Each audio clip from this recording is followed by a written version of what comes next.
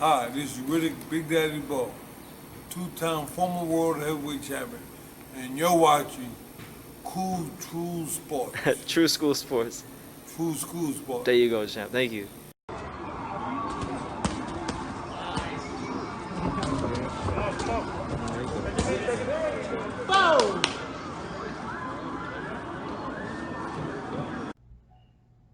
The untouchable True School Sports Empire proudly presents something the boxing games are missing. Hey, what's going on? It's your boy BT, and I came here to talk some boxing with the thousands of True School Sports subscribers. Now, to my left we have Pops, and we're doing it again. This seems to be a monthly occurrence here on True School Sports, but we're doing it again. Your boy Cassius Clay Collard did it again. He did it again. He did it again. It was his fifth fight of the year tonight, and he took on a fighter named Maurice Williams out of Oklahoma, out of Oklahoma, and this was Clay's fifth fight of the year. Now, it is worth noting in this fight that this was Clay's second straight fight where he wasn't fighting like an undefeated prospect, so we will acknowledge that. For further context, this guy, Maurice Williams, he was 27 years old. He hadn't boxed for well over a year, a year and 2 months pretty much, so 14 months he hadn't boxed. So he had some inactivity. This is the same Maurice Williams who boxed a guy named Dennis Knife Chief.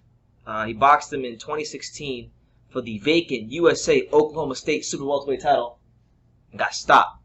And he fought that same guy twice and beat him. So that's the kind of caliber of fighter he's fighting in this fight. It was a showcase fight for Clay on a card where he's finally beginning to pick up some buzz on his name. People in boxing are starting to learn about who he is, and he looks sensational, absolutely sensational. I saw Clay Collard in this fight that was patient, that was poised, that was just really, really good. He got the stoppage in 2 rounds, landed a straight right hand, was going to the body, and showed. He actually did show improvements in that small amount of time. But I'm gonna stop randomly. I'm passing it over to Pops. Pops, what did you make of Clay Collard's 5th victory of the year? To me, it was great. He's living the American dream. I gave the title the American dream. That's his nickname. My buddy calls him that. I call him that, and I think he's doing it. He's taking advantage of his all opportunities that he's got so far, and he's come out victorious in all his opportunities. And the big good thing about this is that the more fights Clay Collard fights, the more confidence he's going to get, and the better his skills are going to get while he's learning. It's a learning process, and he's doing a good job of it. Yeah, so I had a chance to interview his parents, Chris and Marilyn Collard. They're very lovely people earlier this month, and I got more insight to who Clay is as a person and as a fighter. And, you can kind of see, like, even though Clay does come from an MMA and UFC background, he was supposed to fight in the PFL. This is a guy that does have some amateur boxing experience. He had over 100 amateur fights. He's very crafty with how he takes these angles. He's very good at finding space to hit his opponents. And this guy Maurice Williams tonight, while he wasn't no world beater, while he wasn't no world class fighter or even a young undefeated rising prospect, this is a guy that had some speed, that had some skills, that did have something to him that Clay had to get past if he wanted to beat him. This is a guy that I believe he had to show some quality against to look as good as he did. So that's what he did. He improved to 5-0 this year with 3 KOs. And listen, I know I say this almost every video, but with the kind of circumstances we're at this year, I think it's time for Clay Collard to really get some fighter of the year consideration. I mean, this is a guy that has in the early parts of the year, his first 3 fights, fought 3 undefeated prospects, beat them all back to back to back. Got the attention of Top Rank. Top Rank has seen something in him enough to say, you know what, we're gonna have this guy on cards. We're gonna bring him back regularly. We're gonna try to build this guy as a fighter.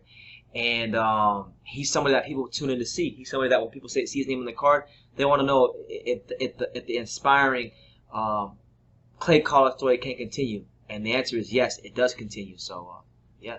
Yeah, I mean, you gotta look at it this way. Like I told you, what I like about Clay Collard, and I got a feel for him from the first fight he had, is that, and I'm sure the American public feels that also. They feel he's a blue-collar worker.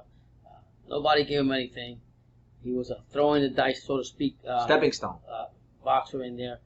And he's actually worked his way where he's getting some respectability for the short amount of time that he's been in the boxing game. and it's showing, and it shows. So that's what I think people relate to. Yes. Relate to the fact that, hey, he's this guy that came from nowhere, that nobody thought he was going to be something, and he's actually proving everybody wrong. And what I really love about him, he's very humble. Yes. Very humble, very respectful. He's not very Conceited. or stuck up on the victories. He's taking it one step at a time, and he said, hey, you know what? When Top Rank asked him after the fight, how do you feel about all this exposure? He says, who do you want to fight next? What you want to do? He says, I'm not even worried about that. I'm still the same Clay. I'm still the same Clay, humble, going to do my work. What's that? Sweat and tears? Blood, sweat, and tears. Yeah, blood, sweat, and tears in the gym. And that's why, to me, he not example. And then whatever it is, the American theme in the red, white, and blue, and he wears it with pride, and that's what America's all about. So keep it going, keep improving, Clay, because there's a lot of people that believe in you. Absolutely. I love watching him fight. He's truly been a breath of fresh air to the sport of boxing. And I want to say this about Clay. I want to ask you this about Clay, Dad. Is it crazy for me to be throwing out Fighter of the Year consideration? Because people will say, well, he's only beating prospects, and he's only, tonight, even though the fight only lasted 2 rounds, he was stepping up from the 6-round level to the 8-round level. It was an 8-round fight. So do you think it's crazy for this guy to get any sort of Fighter of the Year consideration, considering the circumstances that the world has gone through? A lot of the big name fighters haven't boxed more than once this year. Is it crazy? I honestly don't think so, because there again, I'm going to say the same thing. Top Rank gave him an opportunity, and I'll be honest with you, anytime Collar goes into the ring, he's always an underdog.